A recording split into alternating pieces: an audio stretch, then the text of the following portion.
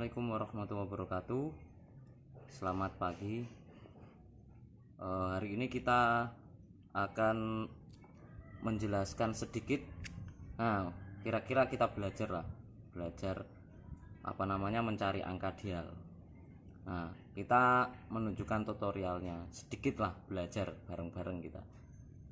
Nah, alat-alat yang dibutuhkan untuk melakukan pendialan atau mencari angka durasi menggunakan peralatan yang memang biasa digunakan para mekanik-mekanik yang sudah profesional. Nah, karena kita masih belajar, jadi kita membutuhkan alat-alat yang seadanya saja. Contohnya satu, di sini ada 2 pasang dial, terus alat penyetel klep termasuk fuller juga, terus ada busur, dan juga ada tangkai atau dudukan dial. Nah, di sini kalau posisinya kan sudah terpasang, jadi nanti kita langsung aja menunjukkan cara pemasangan dial atau pemasangan alat-alat yang untuk buat mengukurnya. Nah, seperti ini. Nah, tangkai dial ini harus dipasang sesuai dengan sudut klepnya atau kemiringan klep, biar angkanya tetap presisi seperti itu. Nah, pertama-tama kan harus pemasangan top dulu, top piston. Nah, top piston dengan busur biar posisinya lebih presisi memakai dial. Nah, kalau ini kan sudah terpasang, jadi kita langsung aja ambil cara singkatnya. Nah, kita setel dulu klepnya pakai kerenggangan mulai dari 0,05 sampai 0,015 sampai 0,15, berarti 0,15 ya, seperti itu. Nah, ini kita pakai yang paling rapat dulu, pakai 0,05.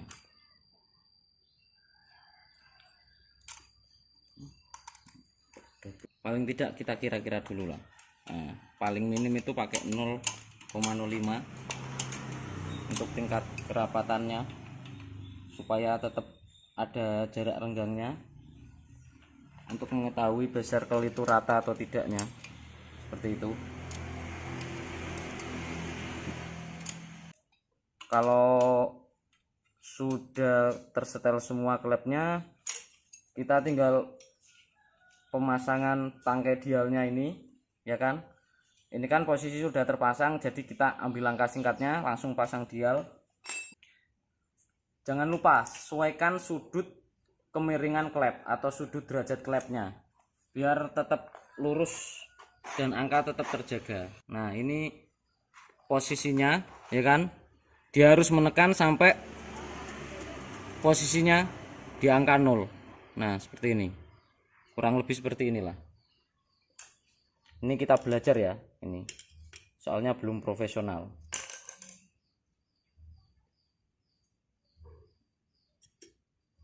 Nah, untuk jarum kecilnya di angka 0 dan jarum besarnya juga di angka 0. Lanjut ke posisi yang in. Jangan lupa pengencangan dial ini tidak perlu terlalu kencang supaya kerja dial itu tetap ringan, tidak terjepit oleh baut-baut penguncinya.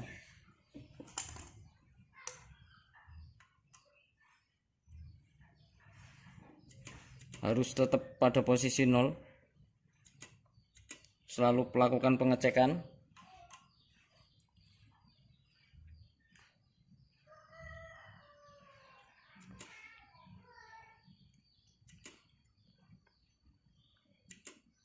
Nah, kalau sudah semua terpasang, dial di in dan juga X, kita langsung cari angkanya. Selanjutnya kita harus memperhatikan. Nah, kalau ini kan masih pakai sistem manual, belum pakai yang dibilang gear timing adjustable atau gear timing yang sudah modif, yang sudah bisa digeser. Kalau ini masih pakai manual, gear timing standar dicoak. Nah, seperti itu untuk mencari posisi angka yang paling sesuai. Kalau angka ideal itu tergantung masing-masing keinginan, aslinya seperti itu. Idealnya tiap mesin, tiap mekanik itu beda-beda. Jadi kita cuman menunjukkan tutorial cara mendial aja seperti itu. Ya, hitung-hitung kita belajar bareng lah.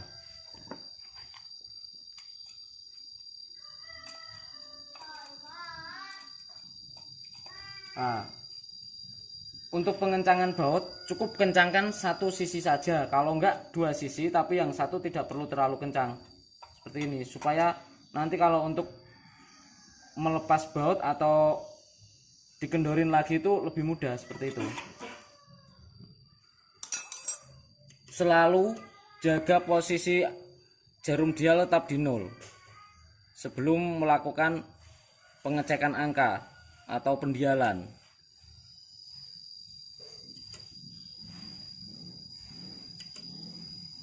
Nah, kalau sudah, langsung saja kita lakukan pengecekan angka atau pendialan. Pertama-tama lihat posisi busur tetap di top atau di 0 atau di TDC. Nah, berarti posisi netral ya kan. Posisi noken as juga netral, tidak posisi overlap. Dan juga posisi jarum dial di angka 0 semua. Seperti itu. Langkah awal kita putar ke depan untuk melihat angka egg opennya seperti ini. Nah, kita putar ke depan mulai dari 0 ke 0 lagi untuk jarum besarnya. Kalau untuk jarum kecilnya dari 0 ke angka 9 dia berhitung mundur searah jarum jam yang jarum kecil, tapi yang jarum besar berlawanan arah jarum jam. Nah, seperti ini 0 sampai 0. Nah, baru dilihat angkanya. Di sini ada berapa derajat seperti itu. Nah, ini untuk egg open ya, maaf. Ini untuk egg opennya.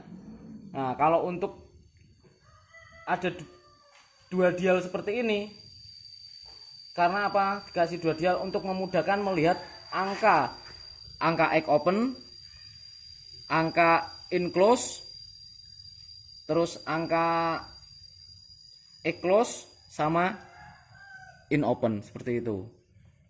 Karena putarnya ke depan ya kan, jadi habis egg open kita lanjut ke in open seperti itu. Habis lihat dial yang di X, kita lihat dial yang di in seperti itu. Putar lagi sampai dial yang in bergerak. Lakukan dengan cara yang sama seperti tadi, dari 0 ke 0 lagi. Nah, seperti ini.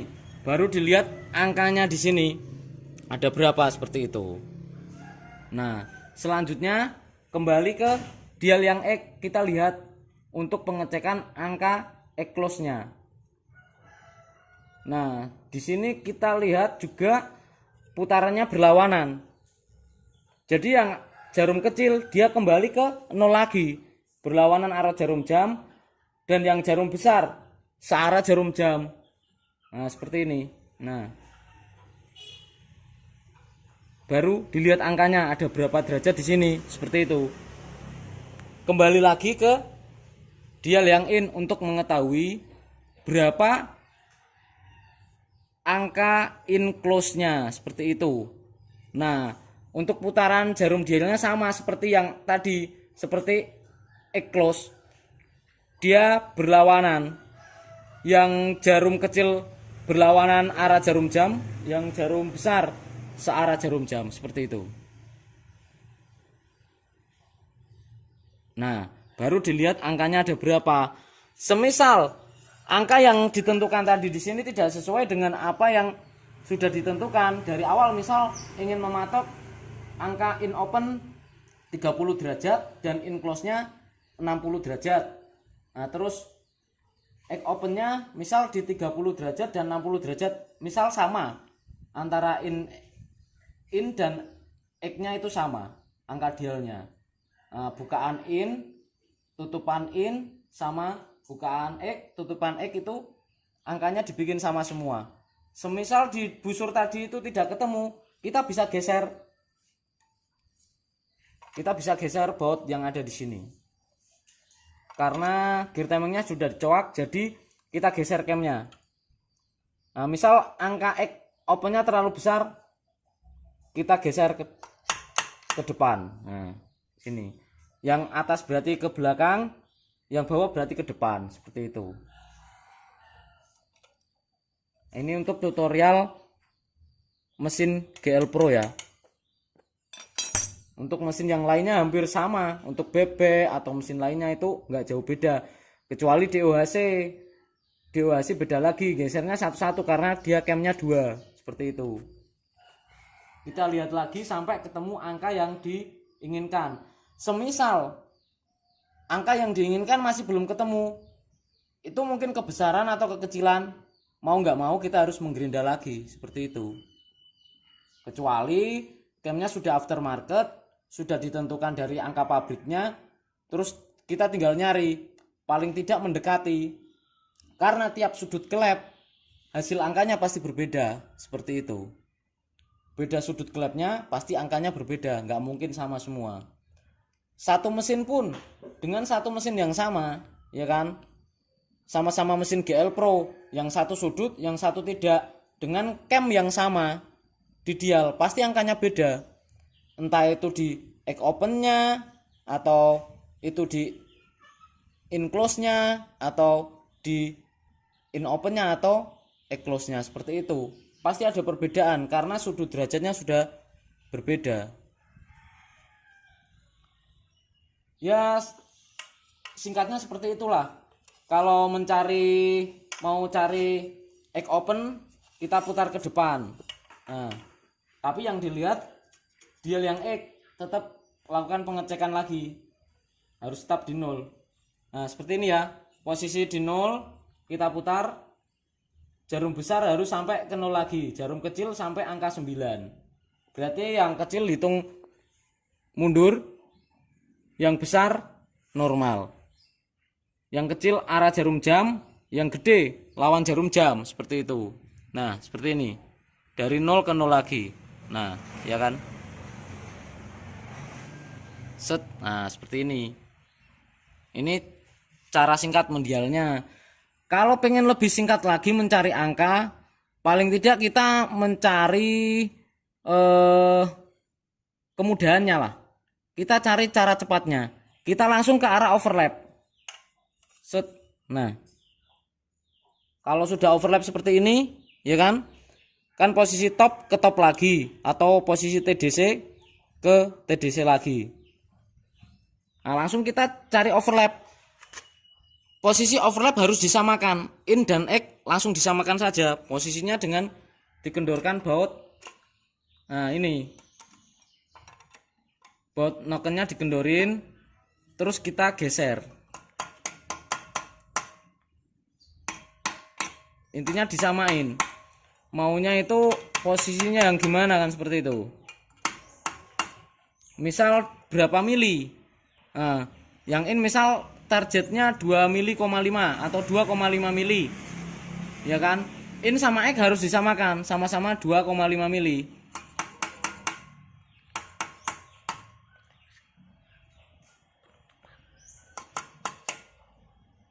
Nah, seperti ini. Kalau sudah, kita kencengin lagi, nanti tinggal lihat angka-angkanya lagi. Nah, cukup sekian cara singkat mencari angka dialan pada posisi noken as yang sudah gear timingnya tercowak atau dilebarkan.